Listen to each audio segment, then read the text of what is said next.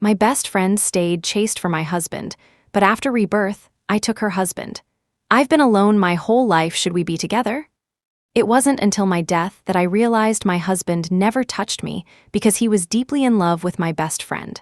The two of them spent their entire lives yearning for each other and staying faithful to each other in silence. My best friend's professor husband, too, lived like a monk his whole life. Upon rebirth, I boldly took the professor's hand and said, "I like you, let's be together."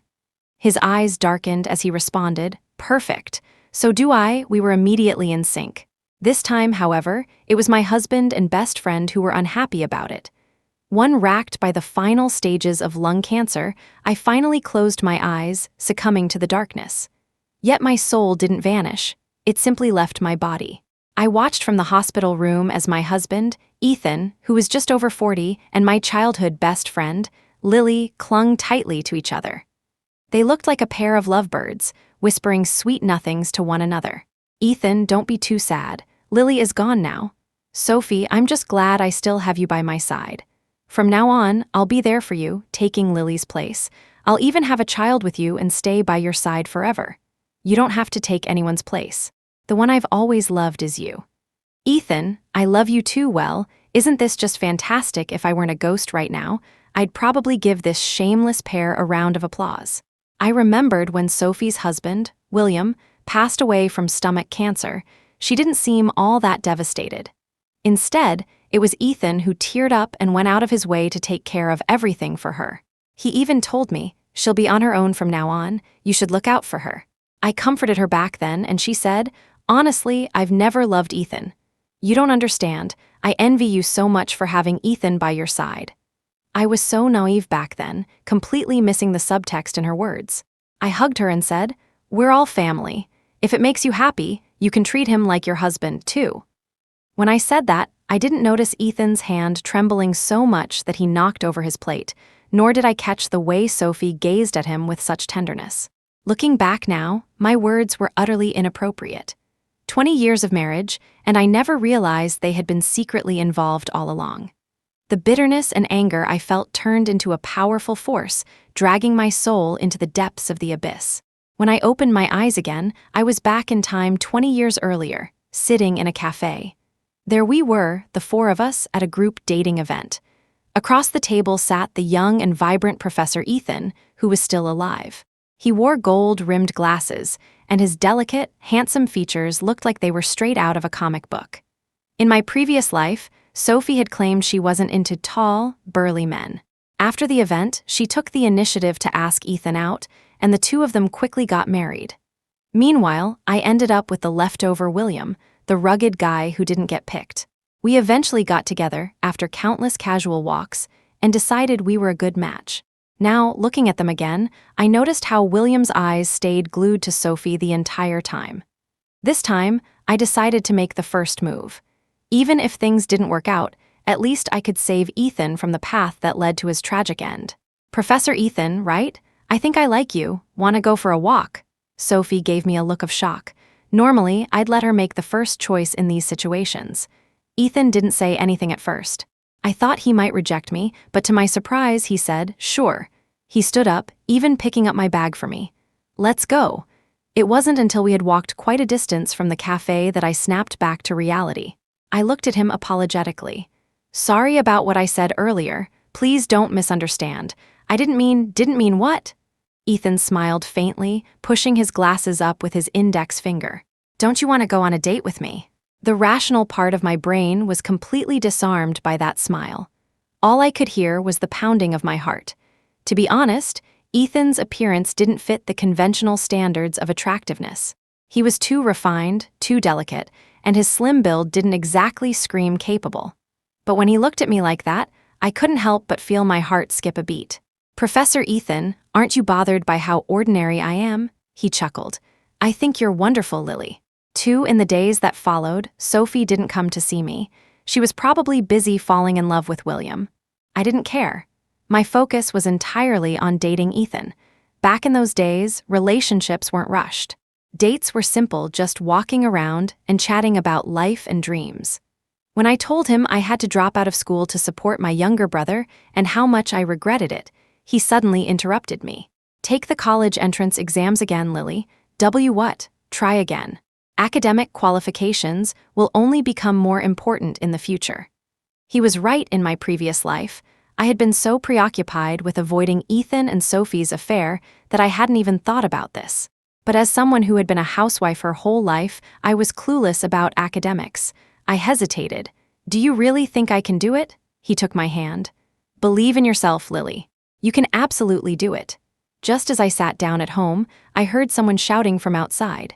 I went out to see Sophie standing at the door, her face full of anger. Lily, why are you stealing Ethan from me? Excuse me. Unlike me, worn down by the years of taking care of my siblings, Sophie was a lively, spirited girl. She longed for the kind of romantic love found in novels. I had always thought that it was after marriage that she and Ethan had drifted apart. After getting married, William and I were busy with our own lives and rarely interacted deeply with others. William was a skilled technician with a decent income. He wasn't the stereotypical macho man and was actually quite considerate. When I was pregnant, he would come home early to cook, massage my feet when I felt uncomfortable, and chat with me about everyday things. One day, Sophie, who came over to visit, witnessed this scene and said enviously, "Your Will really has a sweet tongue." I felt happy inside but figured Ethan must be similar, so I said, "Your Ethan is a scholar. He's probably even sweeter when he's being romantic, right?" To my surprise, she frowned and shook her head. "Don't even mention it. He's such a bookworm, just looking at him annoys me. Do you know, on our wedding day, he tried to intimidate me, didn't say a word and then expected to get close to me that night. What a joke," I was stunned. "So, you guys never?" "Exactly," Sophie raised her head proudly. "A woman's body and soul need to be in sync to feel pleasure. Otherwise, what's the difference between us and animals?" At the time, I had no idea she would hold a grudge against Ethan for an entire lifetime. It wasn't until Ethan passed away from stomach cancer that Sophie cried to me about her grievances. Thinking back, she probably really disliked Ethan. But now, why does she act like I stole the love of her life? I frowned as I looked at Sophie. "Do you like Ethan? Then what about William?" She opened her mouth but didn't say anything. I, however, understood it all. "Oh, you're upset because I got to him first. It doesn't matter who the person is as long as I chose them. You'd think they're good, wouldn't you?" Her face turned beet red. You're talking nonsense. What kind of person do you think I am? Then, what did you mean by what you just said?" Unable to argue, she resorted to pouting. "I don't care. I like Ethan now, and you have to give him to me." I laughed out of anger. "I'm not your mother, why should I? I wouldn't even give Ethan to a pig or a dog. Let alone let this ungrateful brat harm him again." I stood my ground, making her so furious that she stomped her feet. She was about to say something when a cold voice interrupted her. "Even if she agreed to let you have me, I wouldn't agree." Ethan had returned and was standing under a willow tree, his eyes filled with indifference. He looked at Sophie mockingly. "Who do you think you are to make decisions for me? Are you even worthy?" Sophie's face turned crimson instantly. She looked at Ethan with a pitiful expression, but he remained completely unmoved. Ethan walked over and handed me a book. "I thought it might be inconvenient for you to get it, so I bought it for you." His thoughtfulness made Sophie even more envious, to the point of madness. She turned her head and looked at me with a pitiful expression. "Lily, we grew up together. I've always treated you like an older sister. Why are you fighting me for Ethan?" "I really want to be with Ethan. Please, I'm begging you, can you let me have him?" She cried so pitifully, but Ethan just sneered. "Are you deaf?" I said. "Even if she gave me up, I still wouldn't choose you." His tone was filled with undisguised disgust, and I subconsciously glanced at him. Strange. At this point, he shouldn't have been very familiar with Sophie, right? I was lost in thought when Sophie stormed off in a huff. Ethan turned back to me and said, "Don't ever give me up to her." "Got it," I nodded. "Okay." I took the book home, but before I could put it down, my mother slapped me on the back of the head. "You brat, where did you get the money to buy a book?" My mom glared at me angrily. "A friend gave it to me." "What friend? I bet you're lying. Did you steal money from the house?" Her face turned livid.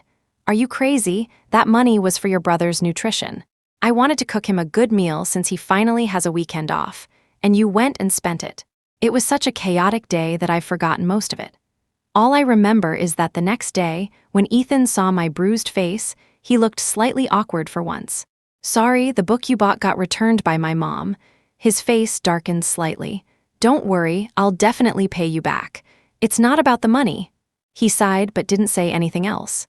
That evening, Ethan showed up at my house with several bags of fruit. I don't know what he discussed with my mom, but after he left, she was all smiles and told me to prepare for marriage. Wow, I didn't realize my daughter had such good taste, landing a teacher. Lily, when you make it big, don't forget to take care of your brother. I didn't say anything and watched her cheerfully head into the kitchen. It didn't matter. I planned to leave after getting into college anyway. Ethan and I got married. That day, when he showed up with fruit, it was to formally propose. The wedding was hastily arranged, but all the necessary traditions were followed. I sent invitations to both Sophie and William, but neither of them showed up. During the tea ceremony, Ethan's mom suddenly asked me to bow to their ancestors. Recalling Sophie's stories about being made to do difficult things, my heart skipped a beat.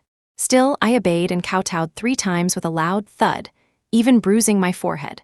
This made Ethan's mom laugh. While rubbing my forehead, she slipped a jade bracelet onto my wrist.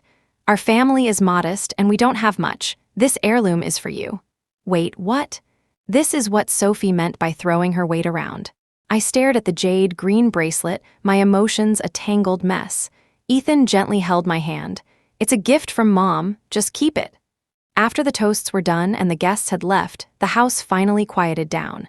I sat on the wooden bed, feeling a rare sense of shyness. It was bizarre, really ever since my miscarriage, William had stopped coming near me. On the rare occasions he did, he'd always lean against the headboard afterwards, smoking for what felt like an eternity. It wasn't until after I died that I learned my miscarriage had been caused by Sophie secretly giving me blood-thinning medicine. Ethan came out of the shower, now in his pajamas, holding a towel to help me dry my hands. He did quite a bit to drink. His lips and the corners of his eyes were tinged with a seductive flush. What is it? What are you thinking about? Are you afraid of me? I shook my head, trying to dispel the complicated feelings swirling in my chest. Maybe it was better this way. No child meant fewer attachments. I'm more afraid of losing control of myself, I replied. Ethan chuckled. Take a shower. The hot water's ready for you. Blushing, I dragged my feet to the bathroom. Halfway through my shower, the lights suddenly went out.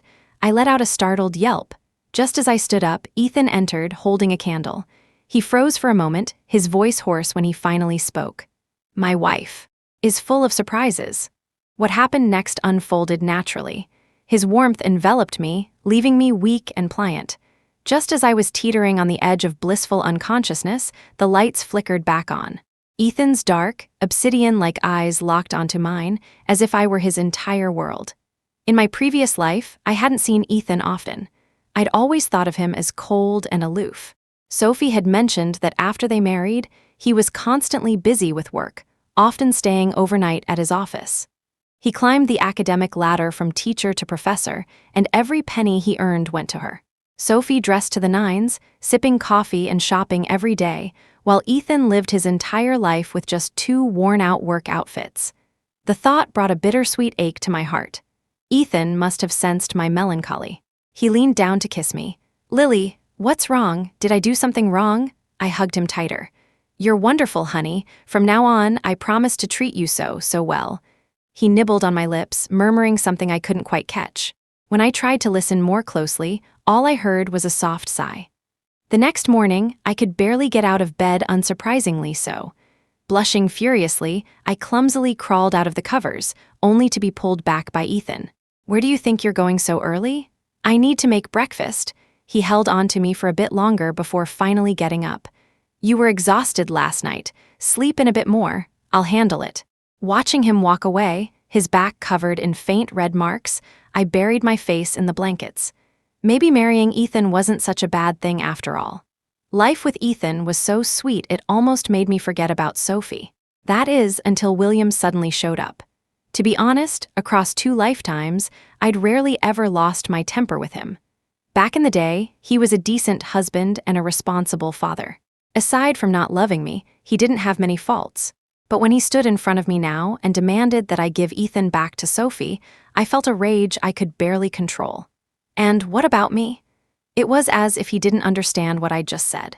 He opened his mouth, then stammered, I'll I'll marry you." His tone grew firmer as he continued. "You two get divorced and I'll marry you?" I laughed bitterly. "And then what?" "Then we'll live a good life together." William added quickly, "Don't worry, I won't hold it against you for being divorced." If the heavens had given me X-ray vision, they'd have seen the question marks bursting out of my skull at that moment. I stared at him, incredulous. "Do you really think you're better for me than Ethan? Why on earth would I choose you?" Without missing a beat, he replied, "Because you owe Sophie." What? That day at the meetup, Sophie clearly had her eyes on Ethan first. "You were her best friend. How could you steal him from her? She's been crying at home every day and has even fallen ill. If anything happens to her, you'll be the one to blame." Now I was certain both William and Sophie had some serious issues. One loved taking what wasn't theirs, and the other was addicted to self-sacrificial drama. I took a deep breath to suppress my anger. "You have 3 seconds to leave, or I swear I'll beat you to a pulp. William, you and Sophie are a match made in heaven. The two of you should stay together forever and stop ruining other people's lives." "Get lost, you delusional, self-absorbed jerk," William left with a black eye, tripping over himself as he ran. I stood in the doorway, hands on my hips, laughing like a madwoman. Being a crazy wife felt oddly satisfying. But when I turned around, I saw Ethan standing there with a box of pastries, watching me. Crap. Did he hear what I just said? Awkwardly, I racked my brain for a way to smooth things over. But to my surprise, he didn't bring it up at all, not during dinner, not afterwards. Later that evening, I knocked on the door to his study. Ethan was sitting in his chair, lost in thought. When he saw me, he beckoned me over. As soon as I approached, he pulled me into his arms, burying his face in my chest. "Sweetheart, I need to ask you something." "What is it?" Talking was one thing, but did he really have to get so handsy? Nibbling on my earlobe, he murmured huskily, "In the little garden, digging and digging." My foggy brain struggled to keep up, wondering why his train of thought had suddenly taken such a wild turn. In a split second, I realized something and abruptly opened my eyes wide. "Ethan," he covered my mouth. "Keep it down, my parents are asleep." My heart was pounding so fast I thought I'd throw up. The romantic tension was replaced by surprise and disbelief as I stared at him. "Did you also?" He nodded. "Yes, I've been reborn." No wonder he agreed to meet me so quickly that day. No wonder he had an inexplicable hostility toward Sophie. No wonder he insisted I take my college entrance exams. I was so overwhelmed I nearly cried. This is amazing, truly amazing. The tragic fall of a once brilliant star had always felt like a lump in my throat, a source of endless regret. But thankfully, the heavens had given Ethan a second chance. I leaned into his arms, slowly wrapping mine around him. He held me tightly, carried me into the bedroom, and lay down with me. We fit together perfectly, his embrace exuding a quiet sense of security that made me feel at peace. After thinking for a while with my eyes closed, I decided to ask, "What really happened between you and Sophie back then?" Sophie had told me many negative things about Ethan, that he was cold, taciturn, aloof, and had an unbearable arrogance. I had always assumed those were the reasons they didn't get along. But Ethan revealed to me that he had been tricked into the marriage by Sophie from the very start. At first, I thought she genuinely liked me, but on our wedding night, she refused to be with me. She cried and said my mom had humiliated her with a bracelet. I tried explaining to her so many times that my mom didn't mean it that way, but she wouldn't listen.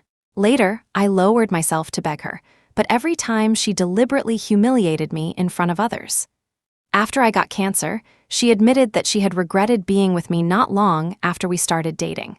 She only stayed because of my reputation as a teacher and didn't want to let go. She drained my entire life away, and even after I died, she didn't let me rest in peace. While my body was still in the funeral home, she clung to William, crying in his arms. The two of them were all over each other, kissing as if I had never existed. She told William that she hated me, that she was blind to have ever been with me. But looking back, wasn't I just as foolish, wasting my life on her? Ethan recounted these events as though they were someone else's story. But I knew he felt just as hurt as I did. I patted his shoulder. "You don't have to say any more, I already know." And because I knew, I felt even more sorry for him. Ethan kissed my forehead gently and suddenly said, "Actually, I saw it that day." "Saw what?" I propped myself up, and he held my chin, kissing me deeply. I saw you use your handkerchief to cover the hole in my shirt. In his previous life, Ethan had died of cancer. Unlike other cancer patients, he had passed away as though he were merely sleeping. Just a wall away, Sophie complained loudly to someone. He was so selfish, making me a widow at such a young age. My life has been so miserable because of him. Looking at the man in the coffin with a torn shirt, I felt an unbearable weight in my chest. This man had everything going for him, except his marriage was a disaster, leaving him lonely for life. But Sophie was my best friend, so I couldn't say anything. Taking out the handkerchief I carried with me, I folded it carefully and tucked it into his shirt, giving him a shred of dignity in the end. Recalling that moment, Ethan choked up, held me tightly, and kissed me deeply, tears falling during the kiss. "Lily, thank goodness for you. This time around, let's live our lives properly." After holding him for a while, I teased, "That's such a tired line digging up old memories like that. How long ago was that?" His face reddened slightly, and he scratched his head. "A student told me about it." I threw myself into preparing for my college entrance exams, while Ethan bought books to study computer science. The next few decades would be the era of rapid internet development, and we couldn't afford to miss the opportunity. In the midst of our hard work, I heard about Sophie's wedding to William. She sent someone with an invitation, asking me to attend the reception. Growing up, I had treated her like a sister, never imagining that our friendship would fracture over a man. This time, I wanted to see for myself whether her marriage to William would bring her the happiness she sought. On the wedding day, Sophie wore a red dress, her face showing little emotion. William, on the other hand, was all smiles, drinking his way through the tables from end to end. When he drunkenly tried to take Sophie's hand, she pulled away. I noticed everything, but I couldn't quite describe the feelings inside me. The meal lasted until after 4 in the afternoon when Ethan arrived to pick me up after his class. Wearing the shirt and trousers I had recently bought for him, he looked particularly handsome. I couldn't help but kiss him twice. The moment I got on his bike, I locked eyes with Sophie. She had also noticed Ethan, and a flicker of amazement crossed her face. But Ethan looked only at me. He smiled as he adjusted my pant leg before saying, "Let's go." A few days later, Sophie knocked on my door. Awkwardly, she apologized. "Lily, I was wrong. Please don't ignore me." I didn't respond, simply letting her come in and sit for a while. After that day, she seemed to forget about the tension between us, frequently visiting my home. Sometimes, she'd glance toward the door at dinner time and ask, "Is Ethan still not home from work? He's working so hard." Ethan had been avoiding Sophie for a week now, taking on late evening classes at school just to steer clear of her. I didn't expose her little ploy and simply smiled, replying, "He's been busy with work lately. He gets home pretty late." Sophie let out an "oh," disappointment evident on her face. I glanced at her and asked, "William should be home soon, right? Shouldn't you go back to cook for him?" She pouted. "He can fend for himself. Every day he comes home reeking and still expects to be treated like royalty." "Dream on," I chuckled softly, but didn't respond further. After seeing her out, Ethan finally dared to come back. He frowned slightly and asked, "When are you going to confront her? I've been hiding at school every day. I miss you so much." It seemed like he had bottled up his feelings for far too long over 2 lifetimes. Ethan now resembled a mischievous cat, always clinging to me in private and spouting increasingly flirtatious lines that often left me blushing. I playfully pushed him away. "Once I finish my exams and you get your certification, we'll move to New York. It wouldn't be good to cause a scene with the neighbors here." Ethan leaned in to kiss me and said, "All right, whatever my wife says." No matter how much Ethan tried to evade Sophie, he eventually ran into her. It happened on a rare weekend morning when Sophie showed up knocking at our door. As soon as she walked in, she saw him sitting on the couch. Her cheeks flushed as she hurriedly approached him. "Ethan, what are you doing here?" Ethan glanced toward the kitchen where I was, instinctively shifting further away from her. Sophie didn't seem to mind and sat close to him. "Oh, nothing much. I heard you're a teacher, and there are some words in my books I don't understand. Could you help me out?" She was wearing a dress with a plunging neckline, her chest openly exposed.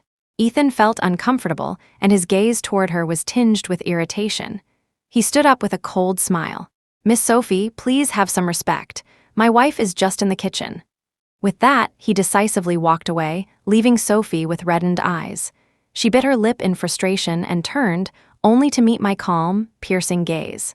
She faltered momentarily, then quickly asked, "Lily, are you done in the kitchen?" I nodded. "Yes, otherwise I wouldn't have had the chance to watch such an entertaining scene." "What are you talking about? I don't understand." Sophie feigned ignorance, trying to change the subject.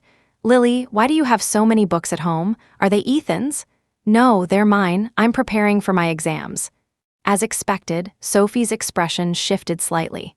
She forced a smile and asked, "Why, you're already married. Why go through all that trouble? Is Ethan not treating you well?" I shrugged. "Not at all. He's the one who encouraged me to take the exams. He said once I pass, he'd help me find a job at his school." Sophie's face darkened instantly. In her mind, she had always seen herself as superior to me, constantly comparing herself to me in everything. In the past, I didn't understand this. I valued our friendship and often gave in to her letting her win, saying nice things to keep her happy. But in the end, she still had the audacity to cozy up to my husband in front of my lifeless body.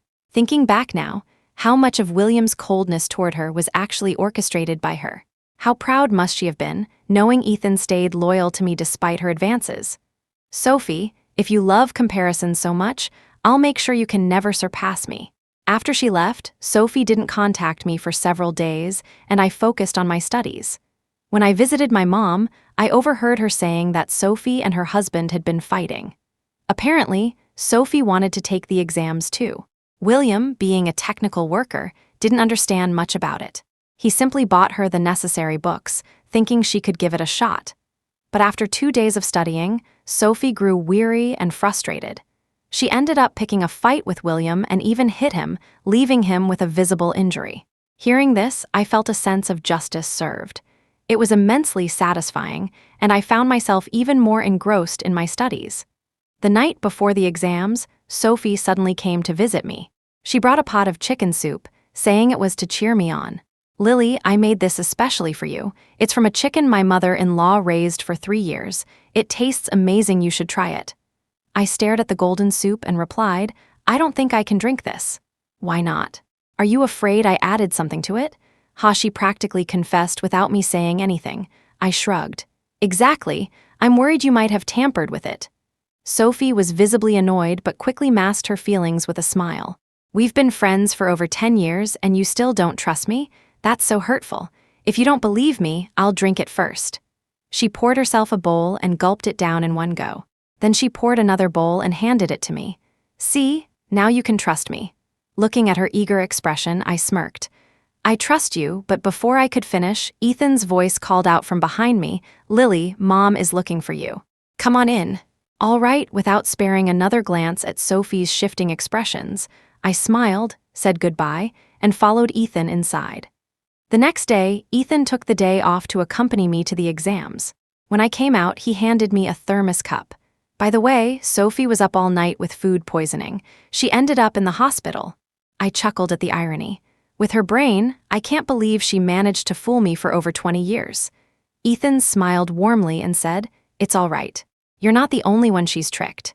Ethan's amused chuckle broke the silence as he reached out to wipe the corner of my mouth.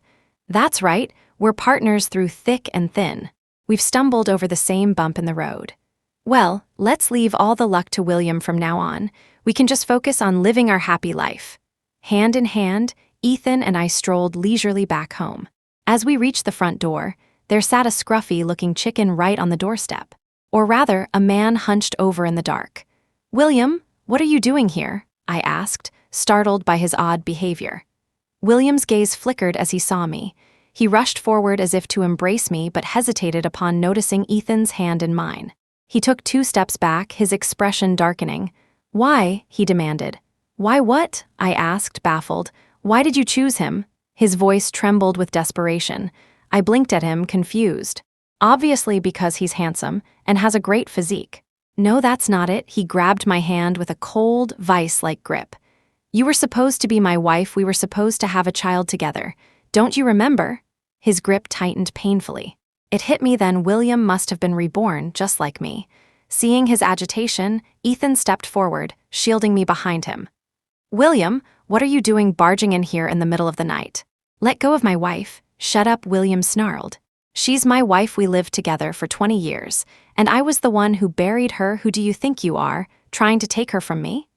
The venom in his words made my blood boil. Unable to hold back, I slapped him hard across the face.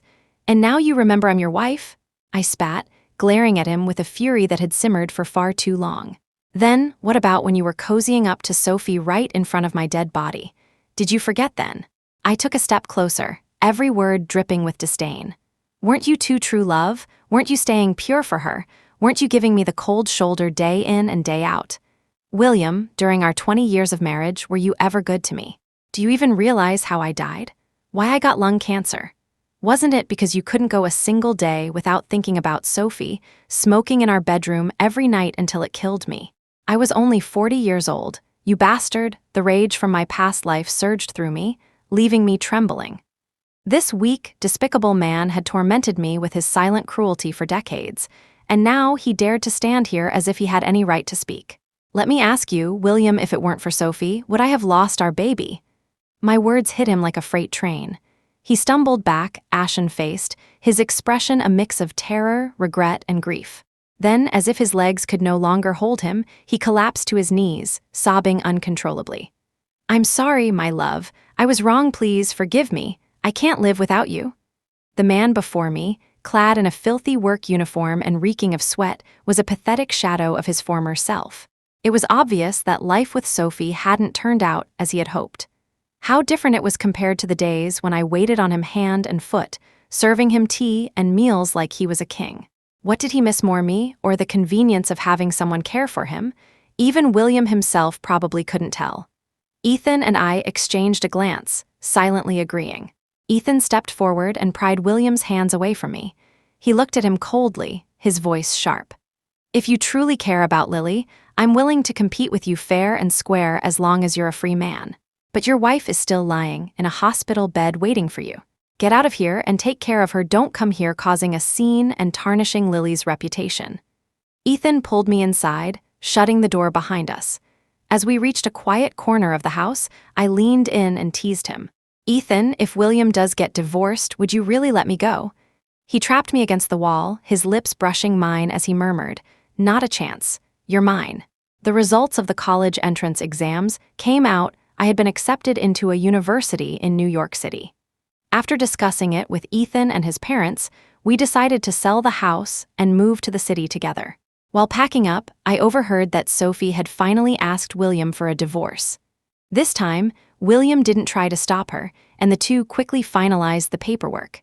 In our small town, divorce was a scandalous affair, and rumors of infidelity spread like wildfire. One afternoon, while I was out buying groceries, Sophie slipped into our house uninvited. With the doors wide open due to the move, she went straight upstairs, where Ethan was organizing his books. When he turned around, he was met with the sight of Sophie sprawled naked on the bed. What the hell are you doing? Are you insane? Put your clothes back on, Ethan shouted, startled. Sophie, unfazed, stood up and approached him, her steps slow and deliberate. Darling, I know you've come back too. I was wrong in our past life. I should never have ignored you. She had clearly put effort into her appearance, with freshly styled hair and carefully applied makeup.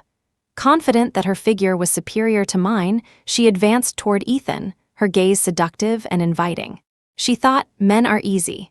A little coaxing, a little flirting, and they'll cave. After all, wasn't this how she'd ensnared William in her previous life, driving him to abandon everyone for her? Surely this reserved professor would be no different. But Sophie had underestimated Ethan's pride and moral integrity as a man. With a grim expression, Ethan dashed out of the room, ran down the street, and shouted at the top of his lungs, "Whose pig got loose and wandered into my house?"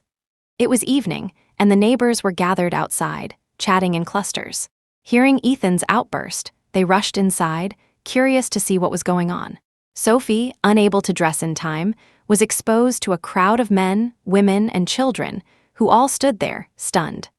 I returned home just in time to hear a piercing scream coming from upstairs. Amid the uproarious laughter, Sophie dashed out of the house, wrapped in a blanket. As she brushed past me, she shot me a fierce glare. It didn't take long for me to piece together what had happened. Instinctively, I looked around for Ethan, only to find him leaning nonchalantly against a wall, hands in his pockets, watching me with an amused expression. The crowd around us was buzzing with excitement, their chatter filling the air. Across the commotion, Ethan's lips curved into a subtle smile as he silently mouthed to me, "Come here." I pushed through the throng and walked up to him. Behind me, the dispersing onlookers exchanged comments about Sophie's fair legs and striking figure, but I was lost in the tenderness in Ethan's eyes. He took my hand, and with the pride of a child showing off a prized possession, he kissed me lightly. "Honey, I avenged us today." This fool, I chuckled and stroked his hair. "You're incredible, Professor Ethan, staying composed like that," he grinned. "Then you'd better reward me properly tonight." Rumors took flight as if on wings, and soon the entire town was immersed in Sophie's misfortune. Her parents, humiliated, locked her in their home and gave her such a brutal beating that my mom later told me her face was scarred by the edge of the stick. The damage was likely permanent. I was accepted into a prestigious university in New York City, and Ethan was admitted to the same school. I majored in literature, while he studied computer science. After graduation, he stayed on for his PhD, while I joined a promising top-tier company. In our first year out of college, we bought our first home, a comfortable 4-bedroom, 2-bathroom house, where we also welcomed Ethan's parents to live with us. 2 years later, Ethan began teaching at the university. With some savings and taking advantage of a good market, we bought a small apartment as an investment. Around that time, I became pregnant. The pregnancy was a bit unstable, so I decided to take an extended leave and rest at home. Ethan's parents were accomplished professionals of their time. Despite their age, they still held stable jobs. Not wanting to intrude on our little family, they moved to a company-provided apartment. Ethan and I lived a quiet, happy life. To make up for regrets from our past life, I loved buying him clothes, dressing him up handsomely so his students would admire his charm. Ethan, ever indulgent, let me have my way. Once I was satisfied, he'd take the opportunity to negotiate and tease me in return. In our previous lives, both Ethan and I had succumbed to cancer. To avoid repeating history, we went for annual checkups, which consistently showed we were in good health. I knew my lung cancer had been caused by secondhand smoke, but I never understood why Ethan had developed cancer. It wasn't until a doctor explained that the stomach and intestines are sensitive to emotional stress, and prolonged pressure can lead to illness. Ethan held me close and said, "Maybe it's because I'm so happy this time around that my stomach is doing just fine." Still, I put him on a strict diet plan. After 5 years of marriage, our love hadn't faded with time, it had only grown stronger. At 7 months pregnant, Ethan accompanied me to a prenatal checkup. As we stepped into the hospital lobby, we were greeted by the sound of a heated argument. Not far away, Sophie, heavily pregnant, was pointing at a man and shouting furiously, "You're useless, you can't even provide for your wife and child. What kind of man are you?" The scar on her cheek moved with her expressions, making her look even more menacing. The man roared back, "Shut up, if you hadn't insisted I quit my job and moved to L. I wouldn't have gotten into that car accident and lost my hand, now I can't find work. And you have the nerve to look down on me? I'm telling you, all of this is your fault, you jinx." It was William. After everything, they were still together. William looked disheveled, his clothes tattered, his face darkened by grime. The sleeve where his right hand should have been hung limp and empty, his face contorted with rage as he tried to strike Sophie. "This is all your fault. I could have had a great wife, a stable job. We could have bought a house, a car. I would have become a chief engineer, respected in my field. You ruined everything." Restrained by others, William finally collapsed into despair, sinking to his knees with his head in his hands. Tears streamed down his face, whether from regret or pain, I couldn't tell. "Why did you come back to find me? Why?" he muttered, his voice hoarse. Even now, he still blamed Sophie for everything. Sophie's eyes were cold, her tone biting. "I knew it. You've never let go of Lily. If you liked her so much, why didn't you go after her? Why did you insist on being with me in our past life? You're the kind of man who eats from one plate while eyeing another. You deserve to lose your hand. This is karma." As her words landed, our eyes met. This time, she didn't charge over to cause trouble. Instead, she turned and walked upstairs. William knelt on the ground for a long time before finally leaving, his expression blank. Ethan and I exchanged a glance, silently agreeing to pretend we hadn't seen anything. After the checkup, as we descended the stairs, Ethan wrapped an arm around me. "Honey, you're the best thing that ever happened to me." This man, I laughed and squeezed his hand. "You're pretty amazing yourself, hubby." I knew he, like me, had been shaken by what we just witnessed. Two lonely, misunderstood souls given a second chance at life, a love, a family. How could it not feel like a dream? As if trying to ground each other, we held hands tightly. The warmth of his grip entwined with mine, grounding us both as our hearts finally settled. As we stepped out of the hospital doors, a sudden loud bang reverberated through the air. "Oh my God," someone jumped. Quick, call the doctors, this person is bleeding so much. Look, they're missing their left hand. Could it be that life has been too hard for them to bear? Where are their family members?" Sigh, who knows? Out of the corner of my eye, I caught a glimpse of that familiar brown hue, but Ethan and I instinctively chose not to turn around. When we reached the parking lot, Ethan opened the passenger door for me. He fastened my seatbelt, kissed me gently, and pulled out a blanket from the side to drape over my legs. "Let's go home, babe," he said. "All right." Off we go, sweetheart, time to head home for dinner. Behind us, one after another, white-coated angels rushed out of the hospital. Whether the jumper would live or die was a question left unanswered. At the same time, Sophie, who was also pregnant and waddling hurriedly, brushed past us. The car drove further and further away. In the end, our paths were simply not meant to cross. The end. End of the first story. Subscribe to my channel if you like my stories. Don't miss the second exciting story. Story 2. After years of chasing after Oliver with no results, everything changed when I lost my sight. Suddenly, he became attentive and offered to make me a star.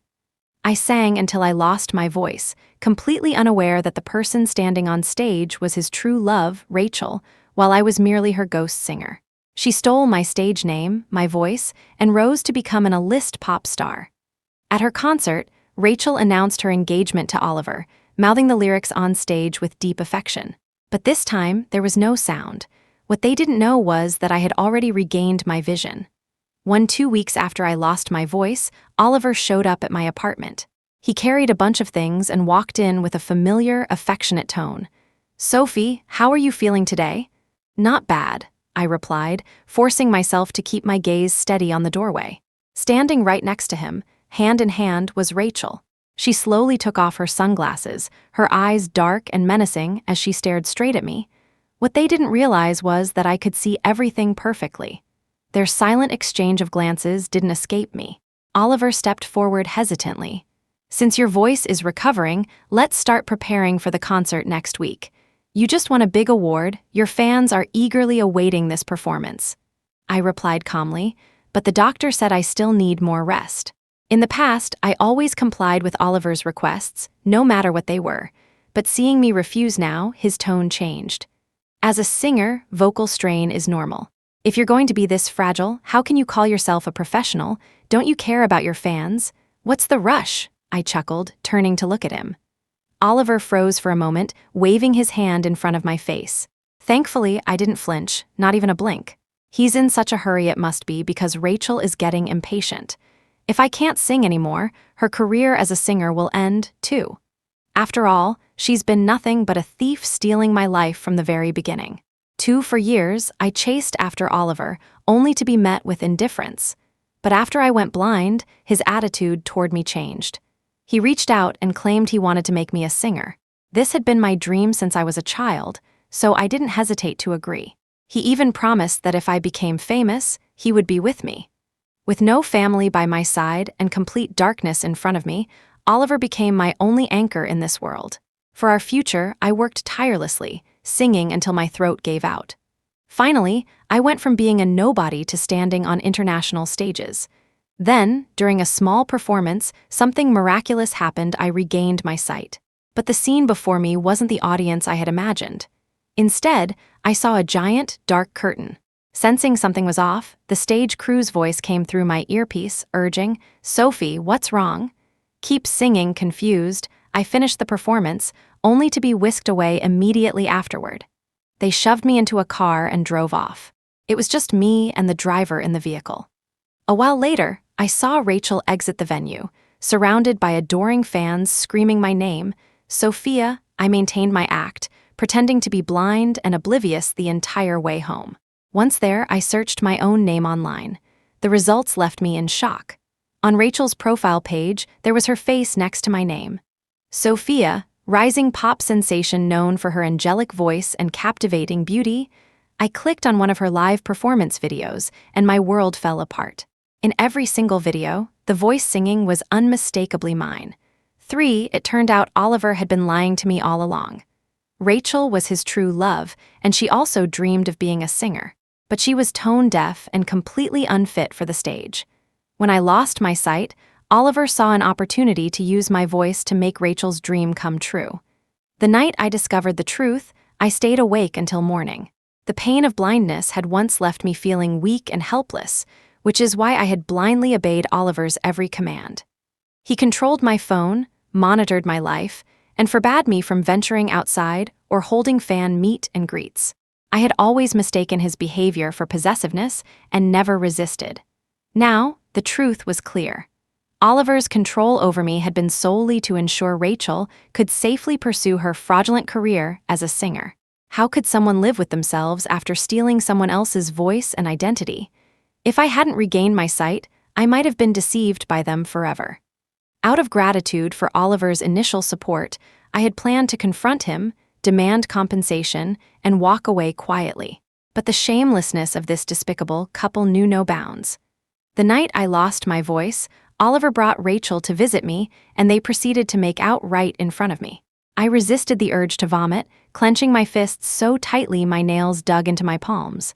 Afterward, Oliver cupped my face, his voice still hoarse with lust. "Sophie, you have to take good care of your voice. I'll be so heartbroken if you don't."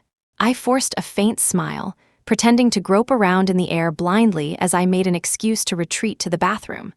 But when I entered, I saw Rachel wearing my clothes and fiddling with my makeup at the mirror. She didn't look the least bit flustered. Instead, she smirked and blew a taunting kiss. "Oliver, what were you just doing?" "It stinks in here," I called out sweetly, holding my nose in mock disgust. Rachel's face immediately changed, and I pretended to kick the small stool with my foot, letting out an exaggerated ouch. The stool leg collided with her toe, causing her face to contort in pain, though she suppressed her voice and endured it. For the next few days, Oliver kept bringing Rachel to my apartment, the two of them shamelessly glued to each other. He had once told me this apartment was a gift for me, but I secretly checked and found the property title was still under someone else's name. I was truly blind at the time, falling for such a stingy man. I had earned so much money for him, yet he couldn't even gift me an apartment. During the days of resting my voice, I constantly reminded myself that if I wanted revenge, I had to be patient. Under my perfect facade, none of them noticed that I had regained my sight. Rachel became increasingly audacious, even pulling Oliver onto my bed to fool around. She sat on his lap, biting his ear while sneakily watching for my reaction. Oliver pushed her away reluctantly and whispered, "You should be more careful, Sophia is still here." "Don't worry about her, she's not just blind, she's deaf too," Rachel giggled. I calmly pushed open the door, deliberately stepping on the spot where the two of them were sitting, slipping off my slippers and stepping down hard.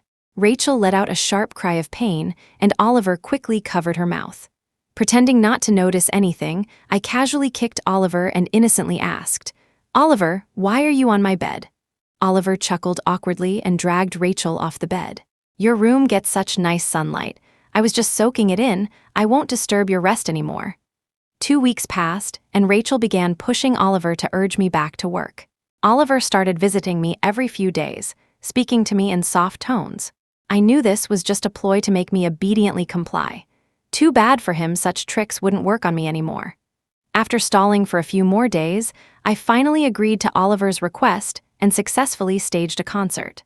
On the day of the concert, the staff applied some symbolic makeup to my face. I avoided blinking the entire time, pretending to be blind was truly exhausting. After getting dressed, the staff escorted me backstage, tricking me into believing I was already on stage.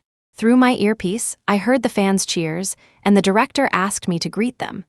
As I began speaking, I realized the microphone was turned off. Both Rachel and I spoke simultaneously on stage, yet I couldn't hear her, only the roaring cheers of the crowd in my ears. When it was time to sing, the microphone and earpiece suddenly returned to normal. The director counted down, 3, 2, 1, signaling me to start singing. It turned out the 3, 2, 1 was meant for Rachel and me to sing together. All along, I had been kept in the dark, truly believing I was on stage myself. During the warm-up interlude, I removed my earpiece. Surveillance cameras overhead monitored my every move, and as expected, staff were likely already rushing toward me. At that moment, Rachel made a bold announcement on stage. Her voice was shy as she declared her engagement to Oliver. "This is my first ever concert, and I want to thank all my fans for your support. At the same time, I'd like to share some exciting news. My boyfriend, Mr. Oliver, and I will be getting engaged next month." The audience erupted with congratulatory cheers and whistles. "And now, the next song is dedicated to my beloved Mr. Oliver, as well as all of you." As the intro began playing, staff burst in and forced me to put my earpiece back on. I didn't resist and obediently complied. After the staff left, I stepped out of the room and pressed the button to raise the stage platform. The platform slowly ascended, dreamy lights cascading down onto me. Rachel stood ahead, frantically waving her arms, completely unaware of what was happening behind her. The audience dropped their glow sticks, their gasps growing louder and louder. As the intro ended, Rachel began singing passionately, but no sound came from her microphone. Confused, she turned around. When she saw me, her face turned ashen. This was my first time standing on the stage I had dreamed of for so long. The glow sticks created a magical sea of lights, and the crowd shouted my name, cheering for my voice. But the truth was, they didn't love me, they loved the thief standing on stage. Rachel was already frozen in fear, completely motionless. I took one step forward but halted immediately, tears starting to fall uncontrollably. In that moment, I wanted nothing more than to rush forward, snatch the microphone, and expose Rachel's true nature in front of everyone. But who would believe such a ridiculous story? I had little power, and confronting her head-on would be like an egg smashing against a rock. Forcing myself to stay calm, I retracted my step and pretended to fall to the ground. When the staff came to apprehend me, I was holding my hand out, fumbling in the air as if searching. Even as I was dragged backstage, I maintained my blind act. When Oliver entered, I feigned panic and said, "I'm so sorry I ruined the concert." My earpiece wasn't saying anything, so I thought it was over and started heading off stage. I burst into tears and threw myself into Oliver's arms. "I'm sorry, it's all my fault for being so reckless." "It's okay, it's not your fault," Oliver replied softly, though his expression was deeply impatient. He furrowed his brows and quietly questioned the staff. How did she manage to get on stage? Everyone present shook their heads, equally baffled. At a large-scale concert like this, everyone's attention was on the stage. It was impossible for anyone to be watching me the entire time. After all, I'd been Sophia's vocal substitute for years without a single mishap. Moments later, Rachel stormed in, her chest heaving with fury, and slapped me hard across the face. "Who told you to get up there? What's gotten into you, acting so lowly?" Not just me, everyone around us was stunned by her slap. After a long pause, someone finally remembered that I was blind and tried to pull Rachel away. "Rachel, calm down, don't do something you'll regret in the heat of the moment." It's all this little Rachel was about to lash out again, but when her eyes met my vacant, lifeless gaze, she stopped short. I clutched my now swollen cheek with one hand and grabbed the front of Oliver's shirt with the other, pulling myself backward in desperation. Who are you? Why did you hit me?" Turning to Oliver, I accused. "Wasn't it that woman who said she wanted to marry you just now? I heard everything. How could you betray me like this?" I struggled in Oliver's arms with all my might, scratching his face in the process. Fresh red streaks appeared on his skin, but he still refused to let me go. Realizing she had gone too far, Rachel stood frozen, glaring at me with barely contained rage. "Oliver, I can't see. My world is only you," I cried out, my voice trembling. "If even you leave me, I might as well die." With that, I lowered my head and slammed it against the ground, stars exploding in my vision. Of course, I wasn't stupid, I only hit hard enough for effect. I knew that compared to Rachel, everyone else cared more about my physical condition. My voice alone was enough to support the entire team. Sure enough, just as I was about to hit my head a second time, Oliver stopped me. His face was tense, his voice pleading and conciliatory. "Sophie, don't do anything foolish.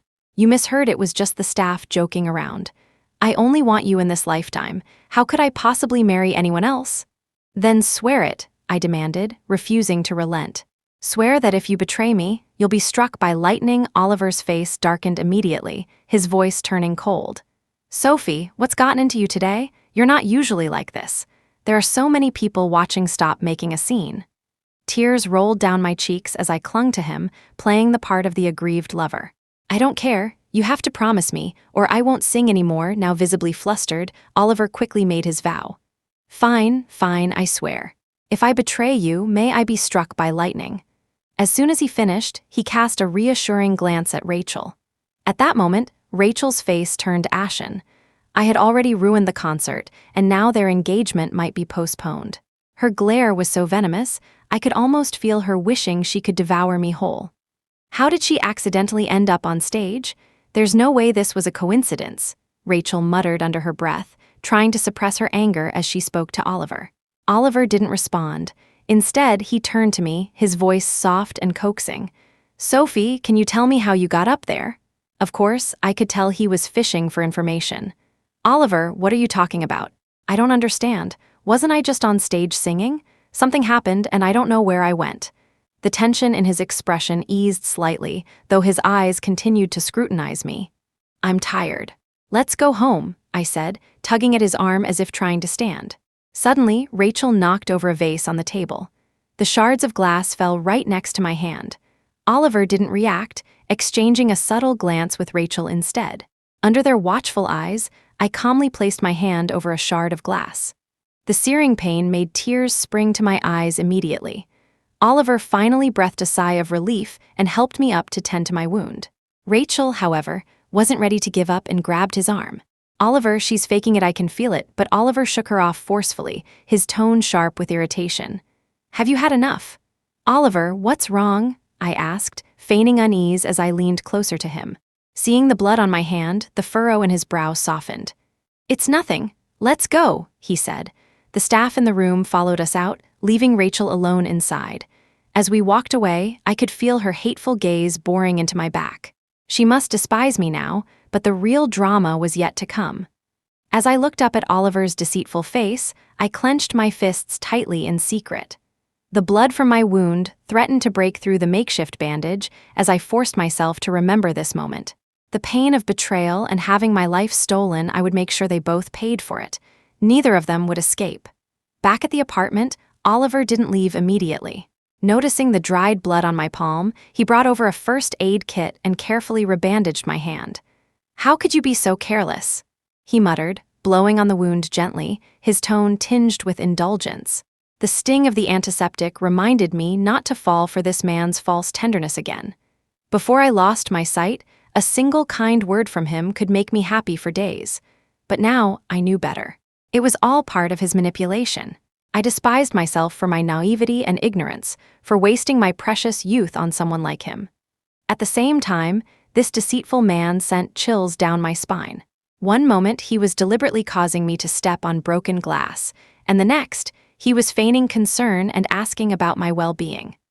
All along, his love was never for me, it was for Rachel and her singing career. I let out an absurd laugh, my heart growing colder with each passing second. "What's so funny? You're smiling like you've just thought of something amusing," Oliver teased as he tapped my nose. The spot where he touched me felt as if thousands of insects were crawling over my skin, making me nauseated. I suppressed my disgust and wrapped my arms around his, putting on a sweet facade. "Oh, Oliver, I'm so happy you're here with me." Oliver chuckled lowly, his gaze growing darker and more intense. His eyes fixated on my lips, and his breathing grew heavier. Feigning shyness, I pulled away from his grasp and murmured, "But you have to promise me one thing first." Caught off guard by my rejection, Oliver looked momentarily stunned. His expression turned impatient, though he tried to mask it with curiosity. "Sophie, you're getting bolder by the day. Fine, what's your condition?" Placing my hand over my chest, I began my performance. "It's just, in the days you're not here, I feel so lonely. I can't see, and if this continues, I'm going to go crazy. Could you give me my phone back? Oliver flatly refused. Why does a blind person need a phone? I just want to be able to contact you when I miss you. I can't always wait for you to come to find me. I forced a sob into my voice, dabbing at the corner of my eye for effect. And thinking about you makes me so anxious, it's really affecting my songwriting and singing.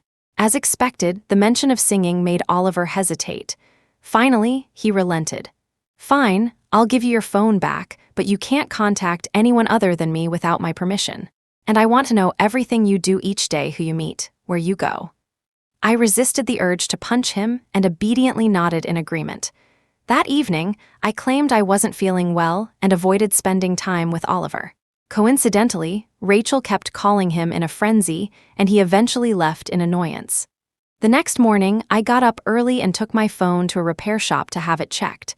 As I suspected, it had been tampered with. Oliver had used some sort of advanced technology to monitor my phone, but even the repair technician couldn't do anything about it.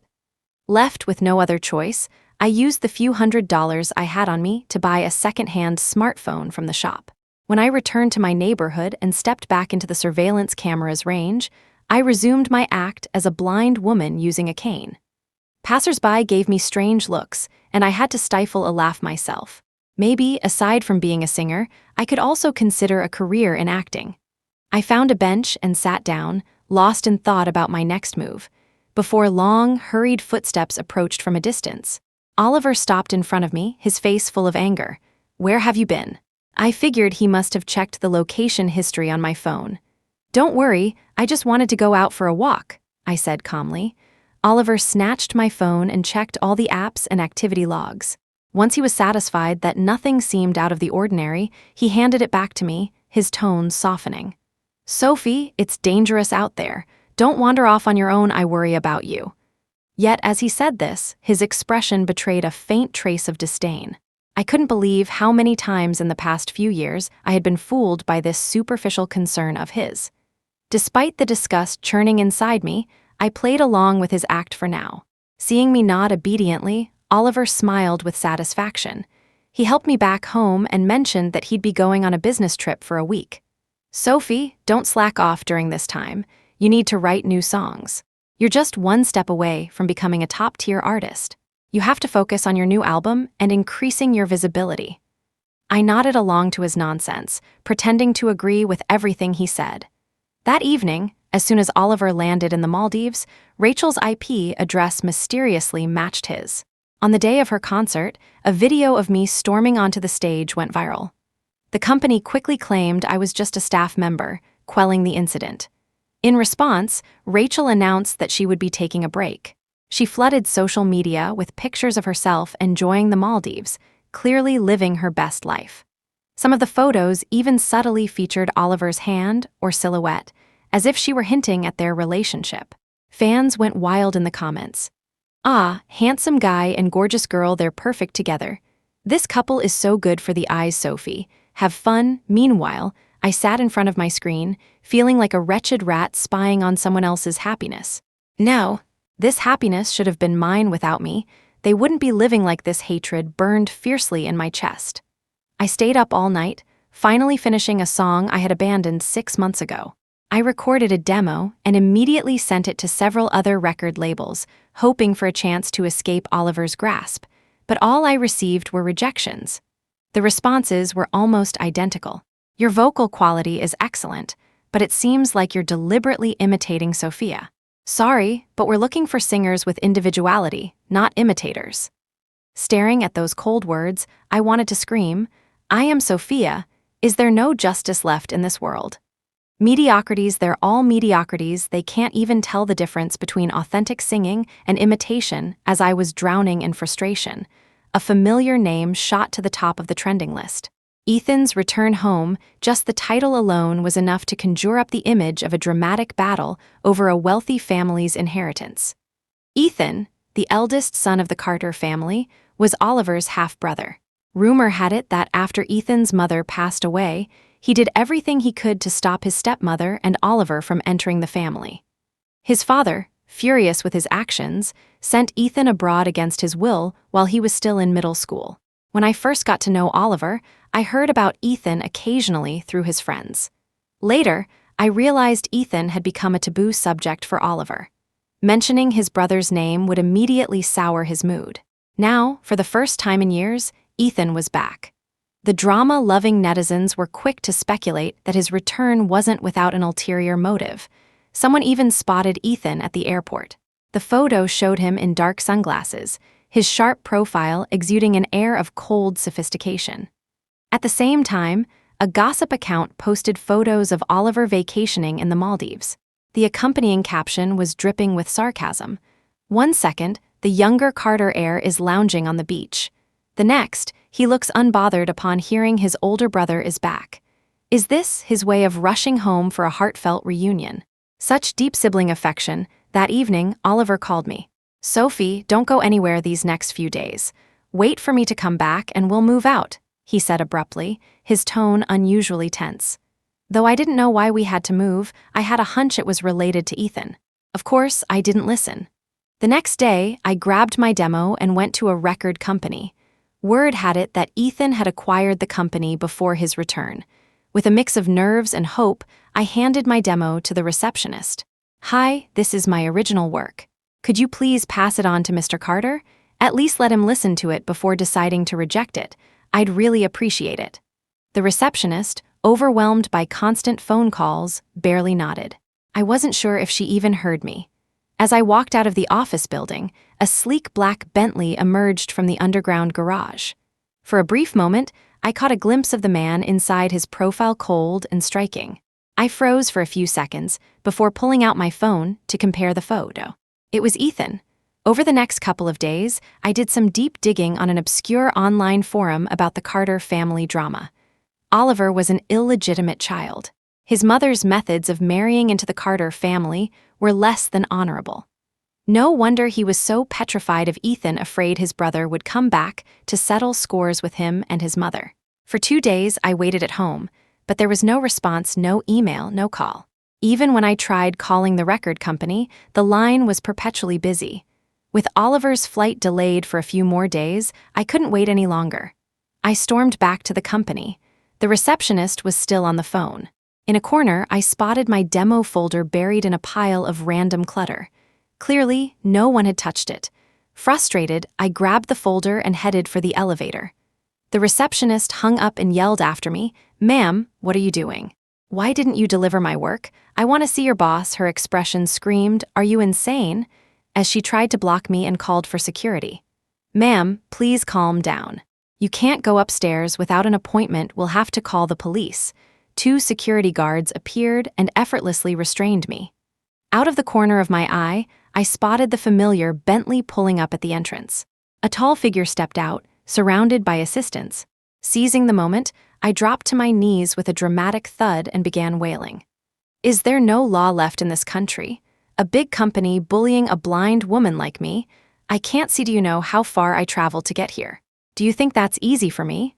My heart-wrenching cries brought the entire lobby to a standstill, successfully catching Ethan's attention. "What's going on?" he asked, walking over with long strides, exuding an intimidating presence. The security guards immediately let go of me and respectfully addressed him as Mr. Carter. After hearing the situation, Ethan didn't hesitate to dismiss me. "Escort her out." With that, he turned to leave, but I was quick. Ducking under the guard's arms, I grabbed Ethan's sleeve and refused to let go. "Mr. Carter, at least listen to my work before making a decision." "Let go," he said coldly, his sharp gaze sweeping over me, sending a chill down my spine. "Do I know you?" The guards pried my fingers off and began dragging me toward the door. I didn't resist. Instead, I whispered just loud enough for only Ethan to hear, "I know Oliver's secret. I'm sure you'd be very interested." A few minutes later, I found myself in Ethan's office. After listening to my story, Ethan's face remained unreadable. Leaning casually against his desk, he twirled a pen between his fingers with an air of indifference. "Oh wait, you're calling yourself Sophia, right? Who gave you the audacity to come here and spin lies to me?" I clutched the fabric of my pants, wrinkling it between my fingers as my voice trembled. "I'm not lying. Everything I've told you is true. What kind of earth-shattering love would compel a woman to give up half her life for the man she loves? Do you think that's true love? Ethan paused, then let out a cold chuckle. That's not love. That's stupidity. Also, tell me, how does a man who has been blind for years regain his sight? Ethan's voice was calm yet piercing as he leaned forward, placing himself directly across from me over the coffee table. His deep, captivating eyes seemed to search my soul, as though he could unravel my every secret. He stared at me intently and spoke in a low, teasing tone. Is it a medical miracle? His playful tone irritated me, and I turned my head away. I wouldn't know. I thought to myself, amused by the absurdity of the situation. In all those brainless revenge stories, people get reborn and turn their lives around. Surely regaining my sight isn't asking for much. If only I could truly be reborn into the past, I wouldn't have to grovel like this. Miss, Ethan's voice interrupted my thoughts, his tone now laced with disdain. We receive countless submissions every day. What makes you so confident that you deserve to skip the line? The next moment, his words struck a nerve. Besides, there have been plenty of women who have tried every trick in the book just to get in front of me. You're not the first. At that instant, I wanted nothing more than to hurl the folder in my hands straight at his face.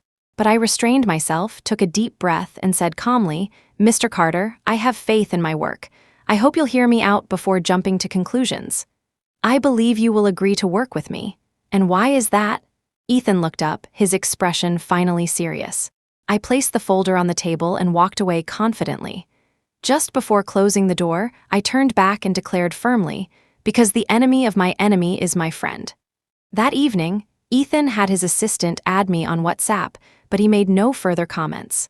I followed up numerous times, only to receive the same reply from his assistant. Mr. Carter has been very busy recently. He'll respond when he has time. Ethan's so-called busy schedule consisted of hopping from one lavish party to another, indulging in endless luxury. The tabloids were relentless, accusing him of being all talk and no action upon his return to the country. The Carter brothers Ethan and Oliver were dismissed as idle trust fund heirs with no real ambition. I proposed several meetings with Ethan, only to be repeatedly rebuffed by his assistant. As Oliver's return date approached, Ethan happened to be hosting a party on a yacht. Desperate for one last chance, I paid an exorbitant price for an invitation. Amidst the throng of people, I finally spotted Ethan. He was dressed casually, engrossed in a game with a group of friends. Girls flocked to him, eagerly offering him drinks at every turn. From a distance, his presence was magnetic, every gesture effortless yet captivating. I approached him, and one of his friends let out a whistle. Ethan, looks like another girl has come looking for you. Ethan took a sip of his drink, his dazed eyes instantly sharpening as he noticed me. What are you doing here? He asked coldly. Someone nearby chuckled. Ethan, don't scare her off, she might run away. Ethan, I said, summoning all my courage, have you thought about the collaboration yet? My palms were slick with sweat. I couldn't afford to wait any longer. Once Oliver returned tomorrow, my chances would be gone. Ethan, however, was in no rush. He handed me a glass of liquor. What's the hurry? Have a drink first. I didn't have time to question what it was and downed it in one gulp, only to feel my throat burn as though I were choking. Laughter erupted around me, and one of the guys exaggeratedly cheered. Wow, downing such strong liquor in one go impressive. Ethan looked at me with amused curiosity, his tones slightly intoxicated. Go home. I won't compete with Oliver over a woman. I felt humiliated and grabbed the glass, splashing its contents onto him. By the time I realized what I had done, it was too late. Gasps filled the air as the crowd froze in shock. Avoiding Ethan's murderous glare, I feigned composure and said, You've misunderstood. All I ever wanted was to work with you professionally. All right, collaboration it is, Ethan said, wiping the liquid off his hair. He pointed to the ocean behind him. Jump in, and I'll sign the deal. The sea breeze brushed against my skin, but I could no longer hear what Ethan was saying. Beneath the night sky, the water stretched out endlessly, dark and foreboding. Yet fear no longer consumed me. All I knew was that the man before me was my only hope, the key to reclaiming the life that was stolen from me. Without hesitation, I closed my eyes, climbed over the railing, and jumped. As the icy seawater enveloped me, I realized too late that I wasn't a strong swimmer. Above, heads crowded the edge of the yacht, peering down in shock. I flailed desperately, dizziness clouding my senses. Through blurred vision, I saw Ethan shrug off his jacket and dive in after me. I felt a powerful grip hoist me upward. Behind me, Ethan's voice was filled with fury.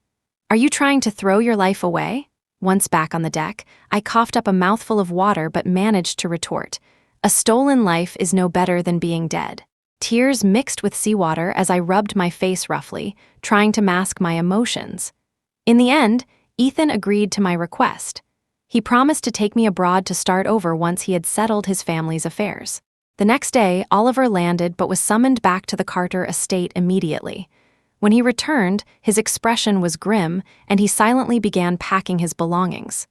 "Sophie, start getting ready. We're moving out tonight," he said. Not long after, the doorbell rang. When Oliver opened the door, Rachel stormed in, throwing herself into his arms. "Oliver, are you planning to leave me behind and sneak off with her?" She was crying uncontrollably, completely disregarding my presence. Oliver covered Rachel's mouth and whispered, "Keep it down, Sophia's still here." I slowly walked over, deliberately raising my voice. "Oliver, who's here?" Seeing me, Rachel threw her bag straight at my face and started cursing. "It's all your fault, you wretch, Oliver. Let's stop hiding the truth. Let's just tell her everything today so she can stop clinging to you." "What are you talking about?" "I don't understand," I said, reaching for Oliver's sleeve, but Rachel shoved me forcefully onto the couch. "Sophia, stop dreaming. Listen carefully, it's always been me on that stage, not you. You think you're so special, you're not. You're just here to sing for me in the background." I stared at her wide-eyed, shocked that she would suddenly admit such a thing. Rachel seemed pleased with my reaction. She patted my face and continued, "Sophia, do you know how much of an eyesore you are? Using your blindness to garner Oliver's pity. If it weren't for you, we would have been married by now. Oliver, is what she's saying true?" My voice trembled as I asked, perhaps overacting a little. Oliver said nothing, pulling Rachel back to his side. Rachel broke free from him and continued, "Sophia, face reality. Oliver loves me. You should be grateful. Without me, would you have ever had the chance to sing for anyone?" Then she let out a sharp laugh. "You didn't really think a blind woman could become a pop star, did you? What a joke." "Enough," Oliver finally spoke after a long silence. "Oliver, don't you have anything to say to me?" This time, I wasn't acting. I asked sincerely. I thought that if he genuinely repented, I might forgive him just a little. "I have nothing to say, Sophia. I never loved you. You're the one who kept chasing after me. Knowing the truth now is better. I don't have to keep playing along with you every day." Every word Oliver said sliced through my heart like a knife. Even though I had prepared myself for this, hearing him say it out loud still hurt deeply. Memories flooded my mind, falling for him at first sight during freshman orientation. And from then on, my life and identity no longer wholly belonged to me. I had bent over backward for this arrogant man, wanting to bare my heart for him to see, but he never spared me a second glance. After losing my sight in an accident, Oliver heard me sing and spoke to me more than he ever had before. "Sophia, your voice is beautiful, like an angel's." He reached out his hand to me, the only light in my darkness. "Sophia, someday you'll be the most famous singer. With me around, just keep singing boldly." Hearing those words made me feel like I could never forget Oliver for the rest of my life. But once I woke up, I realized that sweet words had turned into poison. Self-pity was the sharpest blade, cutting into myself. Oliver held Rachel in his arms, looking at me coldly. "Sophia, just keep singing for Rachel in the background. Without me, a blind woman like you is nothing. Don't worry, you'll still get your share of the money." Tears welled up in my eyes. I grabbed a pillow and hurled it at them. "Get out, both of you, you make me sick," Rachel muttered lunatic under her breath as Oliver dragged her out the door. After they left, I collapsed on the floor, crying so hard it felt like my very bones were shaking. Once I calmed down, I slowly got up and set the apartment on fire. Then, I called Ethan. "Come get me, now." When Ethan arrived, the first thing he said was, "You crazy woman, were you planning to burn yourself alive too?" Before the flames could grow any larger, he took me out through the underground garage. Ethan somehow found a blanket, drenched it with bottled water, and wrapped me up tightly in several layers. He was utterly exasperated by my actions and nagged me the entire way. "You just burned down my $800,000 apartment.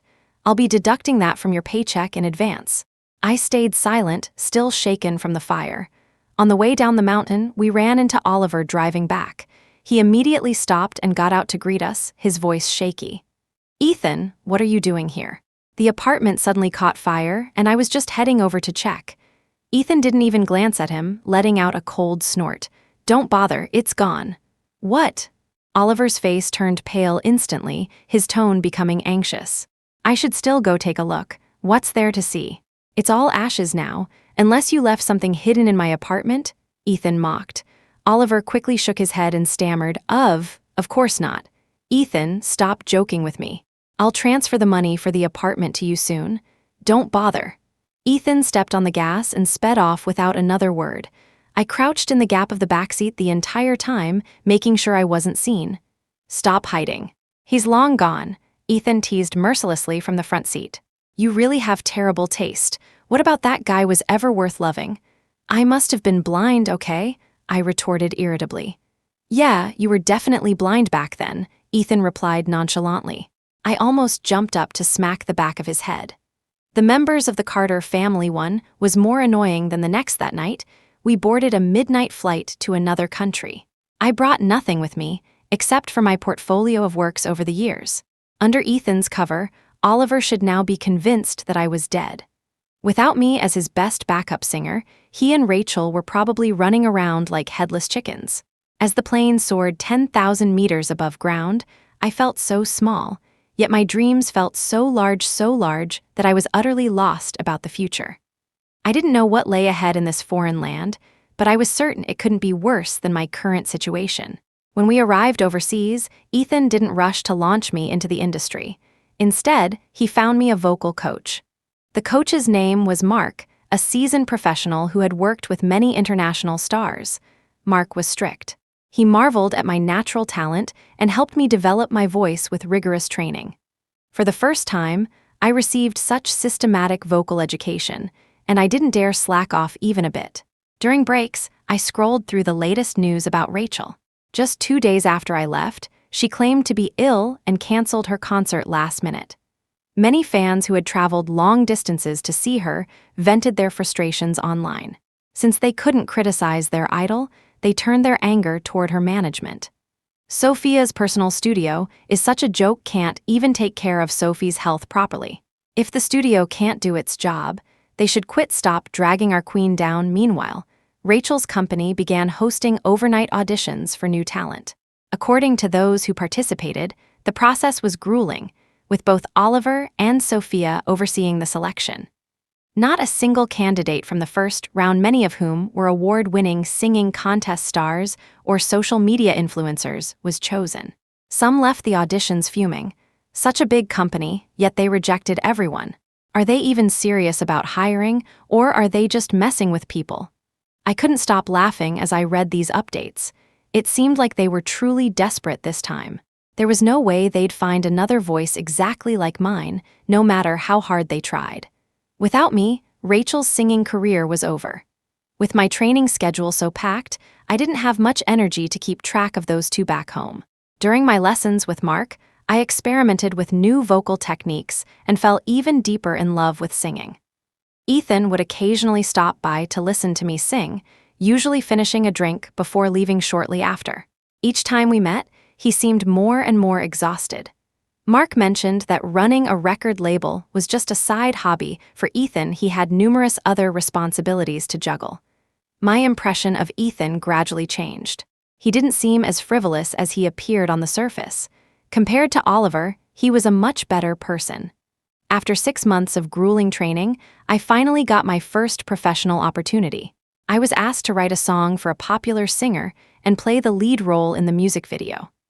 While getting my makeup done, I jokingly asked the makeup artist to give me an over-the-top smoky eye look, something so exaggerated that even I wouldn't recognize myself. When Mark arrived on set, he almost didn't recognize me. My appearance in the music video, along with my brief singing part, lasted less than a minute. Yet, as soon as the video went live, it went viral. Surprisingly, the audience seemed more interested in me than the main singer. Comment sections were flooded with people asking, "Who's the girl in the music video?" They praised my voice and went wild over my unique style. Taking advantage of the buzz, the company officially revealed my profile. I decided to go by the stage name Jade. My background on Wikipedia: a made-up story about being an overseas Chinese American, just in case Oliver and Rachel were still looking for me. From then on, I gained my own growing fanbase. Creativity poured out of me, and I wrote countless songs for others before finally earning the chance to release my debut single. My first song climbed to the top 10 on the trending charts, then skyrocketed to number 1. That marked the beginning of my true career in music. At my first small live performance, I couldn't believe my eyes. The venue was packed to the brim. The audience's gaze burned with excitement, their faces and clothes adorned with my name, and they sang my songs at the top of their lungs. For the first time, they were here for me and no one else. Overwhelmed with nerves and excitement, I closed my eyes and sang the entire song, trying to recapture the state of mind I had when I first performed. When the show ended, fans jokingly dubbed me the most socially anxious singer, a label that stuck. My fans began sharing a cartoon avatar of me singing with my eyes closed. It soon became the symbol of my fandom. It felt like a dream. The name Jade started to sweep across the globe. I won awards left and right and even performed at the biggest arenas in the world. Ethan hadn't anticipated how far I would come. He began to take me more seriously, attending every event with me. Gossip columns speculated about a romantic relationship between us, but I immediately denied it. Ethan, however, neither confirmed nor denied the rumors, leaving everyone guessing with his ambiguous attitude. As my popularity soared, I found myself with more influence in front of Ethan. He finally agreed to let me return home. Armed with a new song, I re-entered the domestic market, and countless invitations flooded in. In the end, I decided to join a talent show as a mentor because Rachel was also going to be there. Of course, she wasn't coming as a mentor, but as a contestant trying to gain exposure. Over the past few years, Rachel had transitioned into acting, likely because she couldn't find a suitable vocalist to dub her singing parts. When forced to sing, she would use AI to synthesize my voice for lip syncing. Because of her popularity, Rachel caused quite a stir as soon as she appeared on stage. She performed an emotional song, but it was obviously lip synced. The other mentors showered her with praise, lying without even blinking. I, however, decided to deviate from the script and asked her directly, "Sophia, could you sing a few lines, Liv?" Rachel's smile froze on her face. She kept fiddling with her hair, trying to maintain composure. "I'm sorry, but I don't usually sing live," she said nervously. "A singer who can't sing live?" I laughed out loud, not bothering to spare her any dignity. It was utterly ridiculous. How could she even say such a thing? The other mentors exchanged awkward glances, clearly uncomfortable. I took the lead in applauding, then gestured toward the audience. The crowd joined in, cheering. "Sing one, sing one." Rachel's face turned red, and she reluctantly started singing. Unfortunately, she hit a sour note on the very first line. When she finished, the audience fell silent, with only a few mentors clapping awkwardly. I raised the microphone and sang the same lines, but with my original vocal style. Gasps of surprise rippled through the audience, followed by thunderous applause. I locked eyes on the woman standing on stage, feeling a rush of satisfaction. "Sophia, your breath control is off," I said with a slight smile. "Is this really your own song?" The lyrics and melody of that song, all written by me. As soon as I stepped off stage, the show's producer came to complain. "Jade, we had an agreement before filming, didn't we? Why didn't you stick to the script?" Rachel approached us with reddened eyes, and standing next to her was Oliver. Oliver immediately started mocking me with a sarcastic tone, his arrogance palpable. "Who would have thought an international star could be so petty? What's the grudge? Why are you targeting Rachel? She's been crying non-stop since she left the stage." Coming face to face with my adversaries, the tension in the room felt suffocating. Why is she even crying? The ones who should be crying are the contestants she pushed aside. I rolled my eyes at him. Rachel burst into tears again, her tone becoming accusatory despite her sobbing. "Which company are you with, daring to humiliate me like this? Are you trying to get blacklisted in the industry?" Suddenly, a deep, cold voice came from behind me. "Let me see who wants Jade blacklisted in the industry." Ethan walked over and casually rested a hand on my shoulder. The look of shock on Oliver and Rachel's faces was priceless. Oliver immediately turned into a stammering mess, his tone changing to one of flattery. "Brother, you're back from abroad? Why didn't you let the family know?" "Oh, right, Jade is your artist. It's all a misunderstanding, just a misunderstanding." He nudged Rachel, who reluctantly muttered an apology. Ethan ignored them and turned to the producer. "Air the episode as it is. I'll pay double the penalty fee for any contractual breaches." The producer, left with no choice, agreed without hesitation. Ethan then pulled me away, but I turned back to look at the two standing there, my voice growing colder. People who have dirty secrets shouldn't expect them to stay hidden forever. This time, I was determined to make them pay for all the damage they'd done to me. Once the talent show aired, Rachel's live singing segment quickly became a trending topic for all the wrong reasons. Online critiques poured in. How did someone with this level of vocal ability even become a singer? Fan 1. If you think you're better, go do it yourself. So this is Rachel's real singing ability. She's been popular for years, and yet she's this bad. The music industry is doomed. Fan 2. Stop spreading lies. It's all the fault of the shady production team. They sabotaged her microphone. Plus, she recently had a cold and hasn't been in great shape. You're the one who's finished. Your whole family is finished. I couldn't help but laugh at the online chaos, but I also felt a bit sorry for her fans. If they ever found out the truth about her being a fraud, how would they feel? While Rachel faced a storm of ridicule, the clip of my live singing started trending too. Netizens showered me with praise. No wonder Jade is such a star. Her singing is on a completely different level, a total knockout compared to Rachel. Don't you guys think Jade's voice has some similarities to Rachel's? Of course, Jade is much more skilled. Taking advantage of the buzz, my team flooded the media with articles comparing me to Rachel. Some unscrupulous netizens even started a trending hashtag calling me Rachel's superior replacement. Caught in the crossfire, Rachel couldn't defend herself and attempted to restore her reputation by releasing a new song a few days later. The song, however, was one I had written long ago, an uninspired piece created under tight deadlines. I wasted no time releasing my own version of the same song, though mine was an improved rendition with revamped lyrics and melody. As soon as my version dropped, Rachel and her fans went into a frenzy. Her fans flooded the internet with posts accusing me of plagiarism and mocking me as an imitator. Rachel's team even issued a lawyer's letter demanding I apologize for supposedly copying her work. The trending topics online were all about us. Some people were neutral and just watching the drama unfold, while others sent heartfelt messages expressing their disappointment in me. Rachel posted an update, full of grievance. "I'm sorry for taking up public resources. This song took me a lot of time and effort, from initial creation to recording.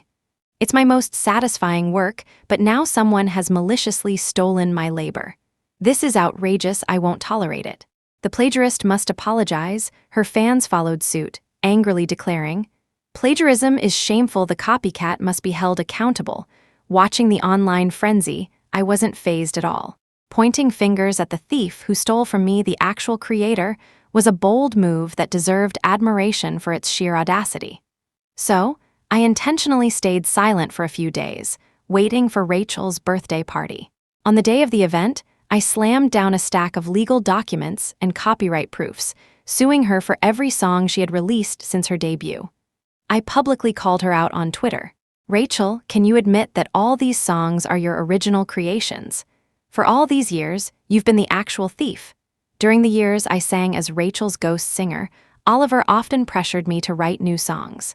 Because I was blind, he took advantage of the situation, thinking he could get away with ignoring copyright issues.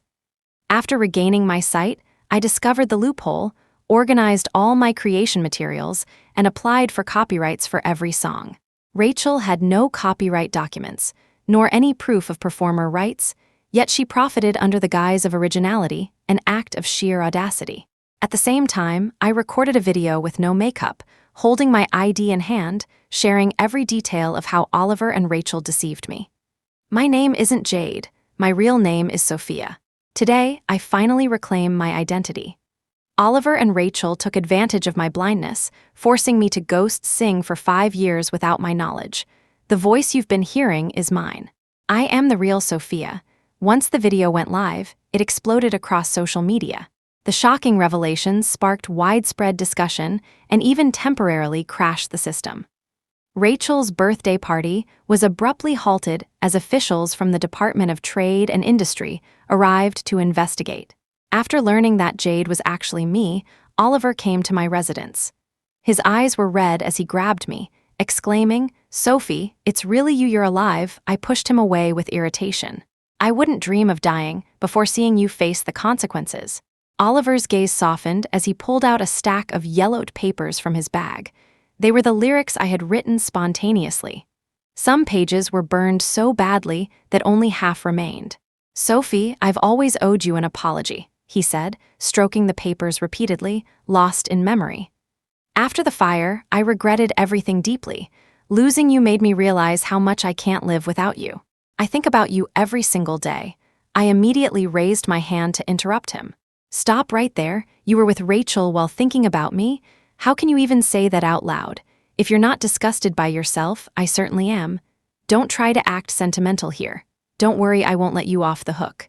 Whatever Rachel's facing, you won't escape it either." Oliver looked confused, reaching out to touch my face. I turned away to avoid him.